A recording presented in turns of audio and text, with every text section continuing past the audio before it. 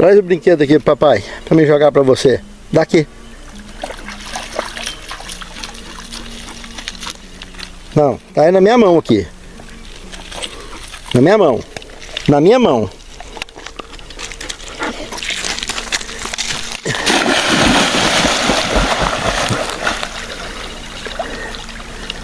Bonito, rapaz. Eu não acredito que você pegou esse brinquedo lá dentro de casa, mais de 80 metros de distância do lago, e veio trazer para me jogar para você. Você é muito danado, rapaz.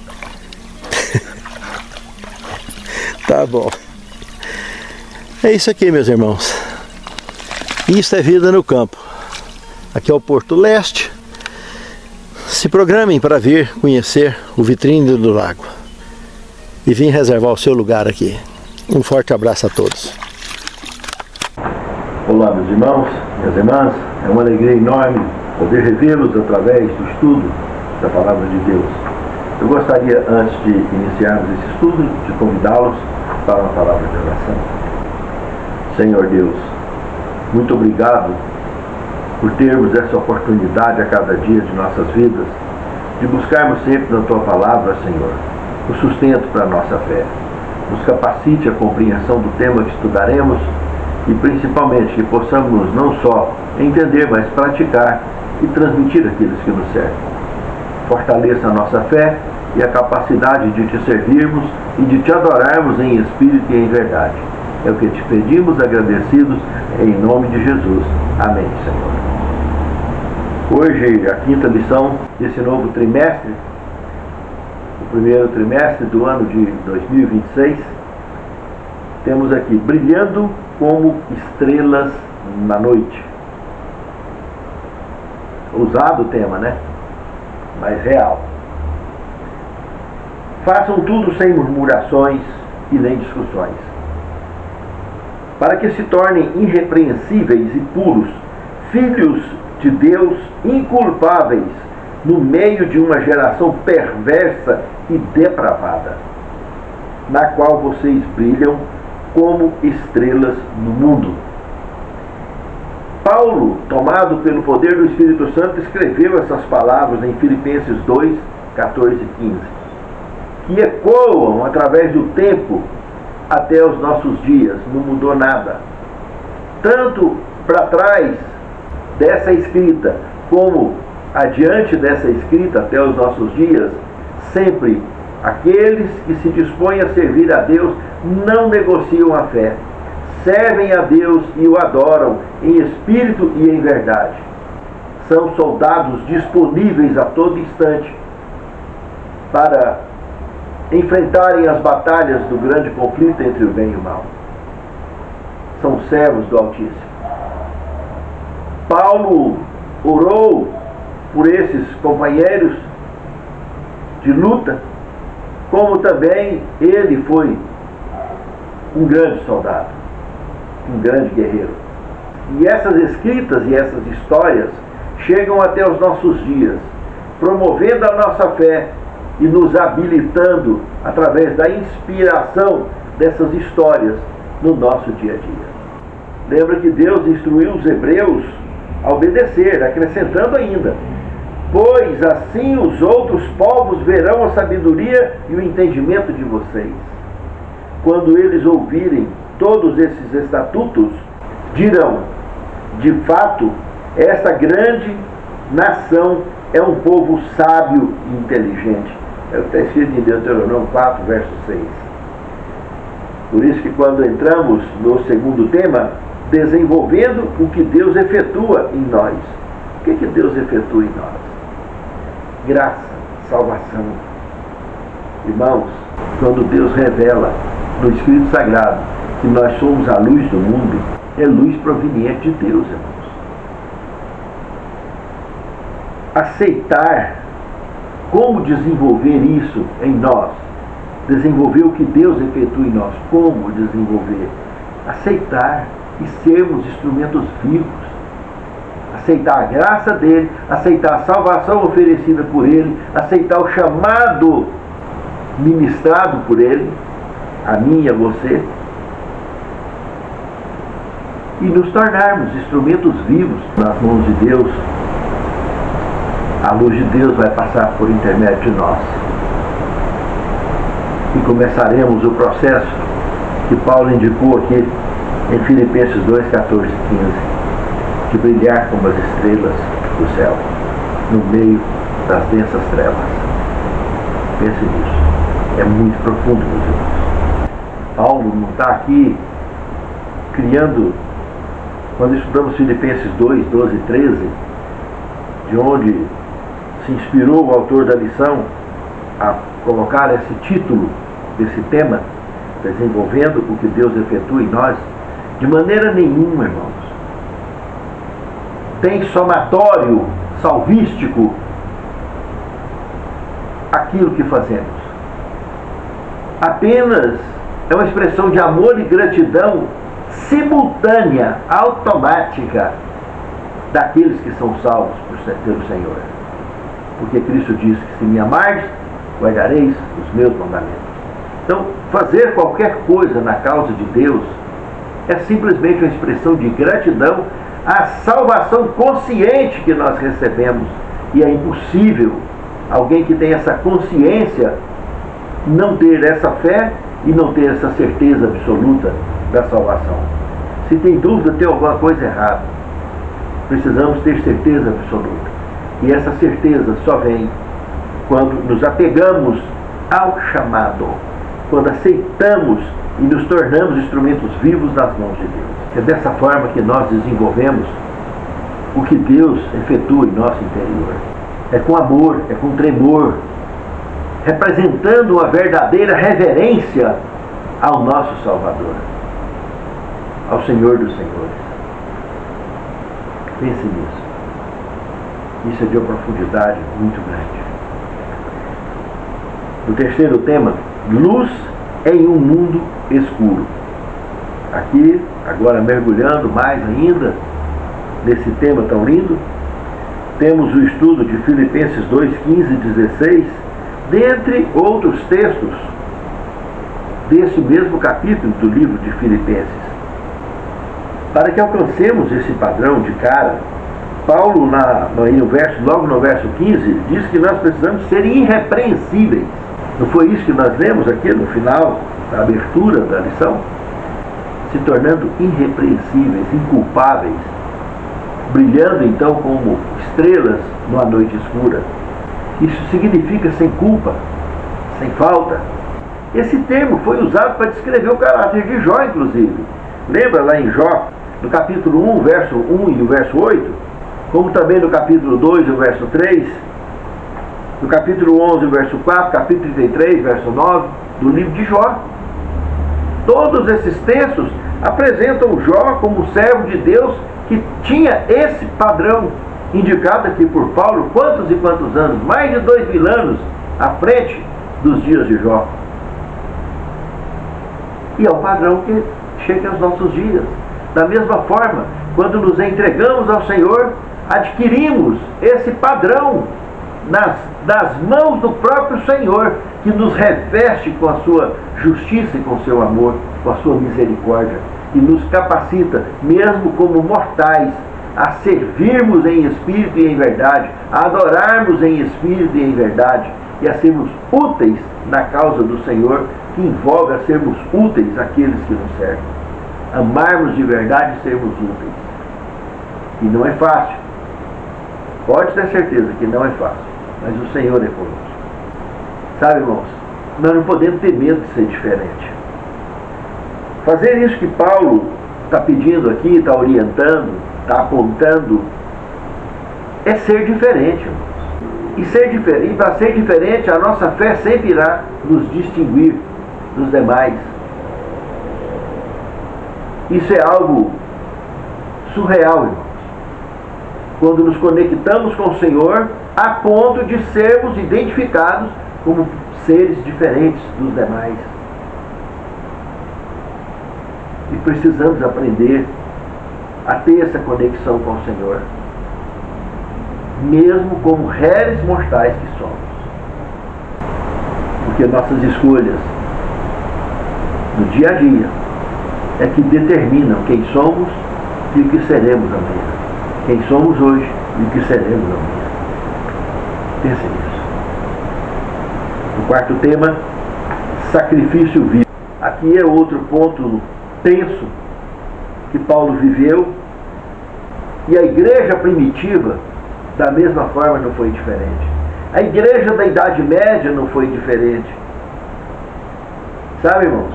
Quantos e quantos, como Cristo já tinha avisado, e como Ele sofreu e avisou, que muito antes de vocês passar por tudo isso, a mim eles perseguiram. Lembre-se disso. De fato. A igreja primitiva foi perseguida, e quantos foram executados. Na Idade Média, quantos foram conduzidos às fogueiras? Executados. Há diversas formas diferentes de torturas e de execuções. Todas pronunciadas, planejadas estritamente pelas potestades da maldade.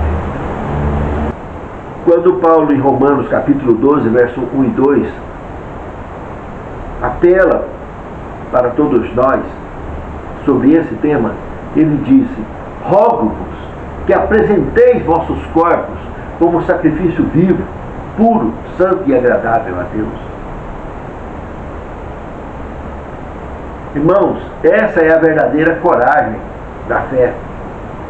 Precisamos de cumprir com a missão, com o chamado, e estar sempre pronto, para que o Senhor possa nos usar como instrumentos vivos nas suas mãos, seja da forma que melhor o Senhor vê que seremos usados, e atrairemos assim multidões como o sangue de todos os que foram sacrificados um dia se tornaram semente que trouxe os frutos do Evangelho até mim e você.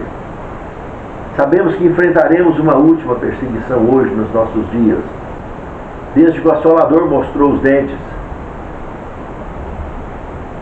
No final de 2019, entrando em 2020, sendo o pico, então, da manifestação da chegada do dragão, esparramando sobre a face da terra uma malignidade sem precedentes na nossa história. E tudo aquilo, sabemos que foi somente um ensaio, que da chegada dele para cá, muito mais está sendo desenvolvido para cair com tudo em cima da humanidade. E no meio da humanidade, o foco principal das potestades da maldade, os que servem ao Senhor.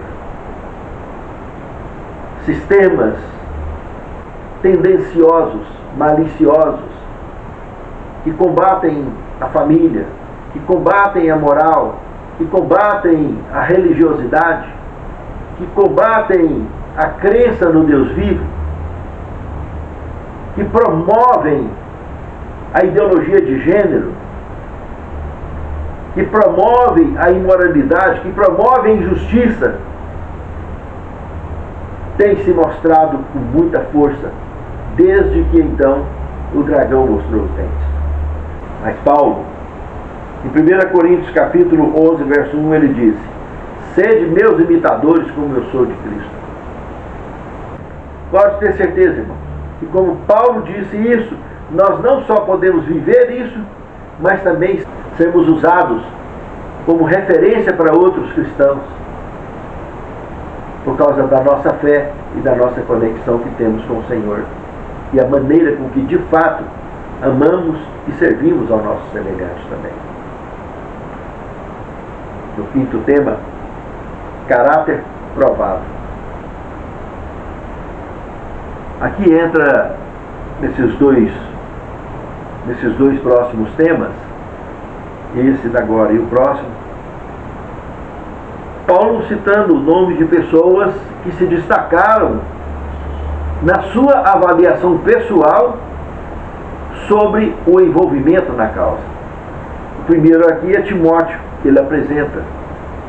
Um companheiro que, tanto com Paulo quanto com Silas, se destacou em um grande trabalho missionário de evidência e de relevância naqueles dias. Por isso Paulo destacou em Filipenses 1, verso 1, a Timóteo. Inclusive, se a gente observar bem o conteúdo, olhando aqui também em Filipenses 2,20, a gente pode notar que Paulo destaca bastante semelhanças de Timóteo para com ele.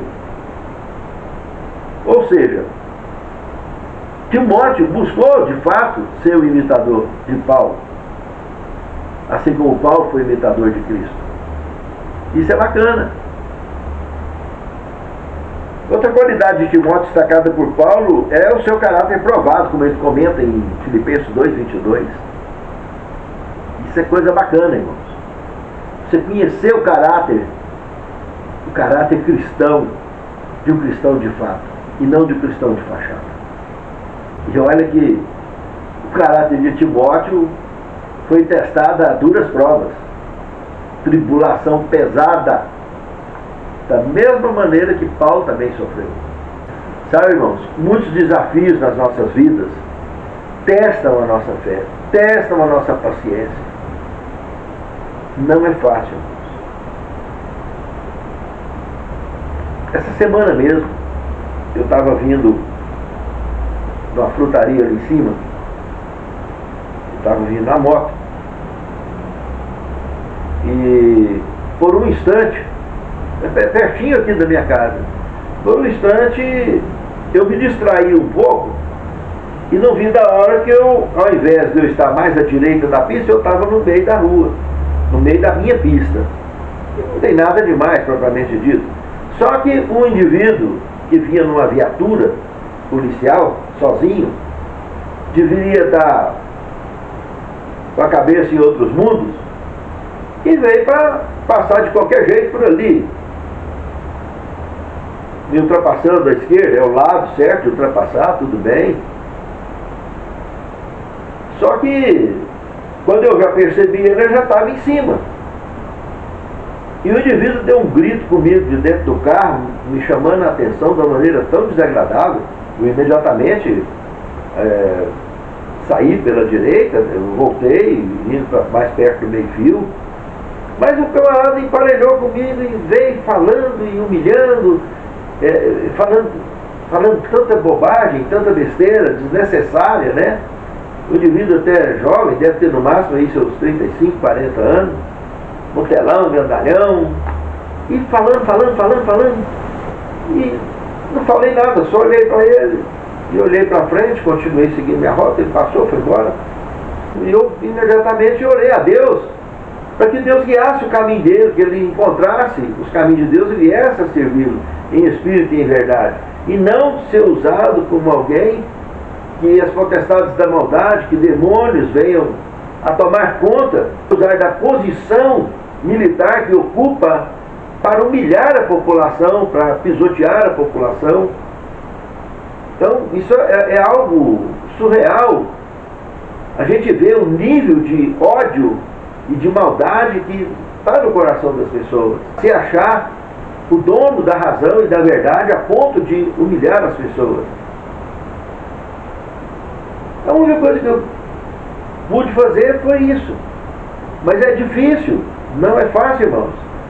A gente, estando certo ou estando errado, passar por uma humilhação tão grave. Bastasse ele dar uma buzinadinha de longe, ou bastasse dar um toque na sirene que fosse, não precisava de ter encostado do meu lado e gritar comigo daquele jeito, e falar aquele tanto de coisa que falou. Achei que foi um momento em que verdadeiramente as trevas tomou conta daquela viatura. E esse indivíduo sozinho, nesse carro, quantos caminhos que isso podia ter tomado? Sabe, irmãos? A reação nossa nesses momentos, realmente, é que pode definir muito o destino da gente nesse mundo. E precisamos estar conectados com Deus para superar momentos muito, mas muito piores que esse, que a profecia nos aponta que nós viveremos. E o porquê que passamos isso hoje, o porquê que somos humilhados às vezes na família, por que nós somos humilhados às vezes na igreja, Por que que nós somos humilhados às vezes na vida conjugal? Por que que nós somos humilhados às vezes diante dos filhos? O porquê de tudo isso, irmãos? Para pensar. Se não são formas e exercícios que fortalecem a nossa missão sobre a face deste velho mundo. Pense nisso, amado. No sexto tema, o outro personagem aqui apresentado por Paulo, Epafrodito, exemplo dos que merecem honra. Coisa linda, né? Filipenses 2, de 25 a 30. Aqui é outro companheiro de Paulo, né? Destacado com honrarias de bravura cristã, porque esse indivíduo aqui sofreu terrivelmente para cumprir com a missão de estar levando suprimentos para Paulo. E cumprindo com a missão muito dolorosa, a ponto de ter adoecido pelo tipo de sofrimento que ele passou. Adoeceu e quase conheceu a morte cara a cara.